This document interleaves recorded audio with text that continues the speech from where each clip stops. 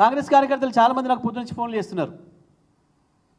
అన్నా నిజమే, మేమే అనుకుంటున్నాం, ఆ మాట నిన్న నువ్వు చెప్పినావు, ఏమని కాంగ్రెస్ను ముంచిపోవడానికి వచ్చిండు,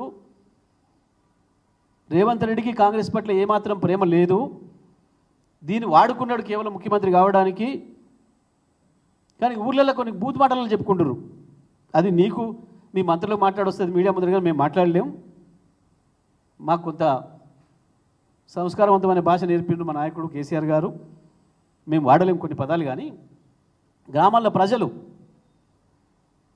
నువ్వు కాంగ్రెస్ పార్టీని వాడుకున్న తీరును వేరే దాంతో పోల్చి చెప్తున్నారు. ఆ పార్టీ ఉంటేంది పోతేంది నాకేంది అన్న భావనను వేరే వాళ్ళ పద్ధతుల్లో వాళ్ళ భాషలో మాట్లాడి చెప్పుకుంటున్నారు. గారకంగా వాడుతున్నావు కాంగ్రెస్ను అని చెప్పి.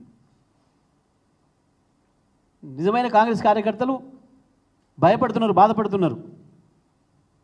అన్నా మమ్మల్ని ఏదో 20 ఏళ్ళు ముంచిపోవడానికి వచ్చినట్టు కనబడుతుంది ఇది అని.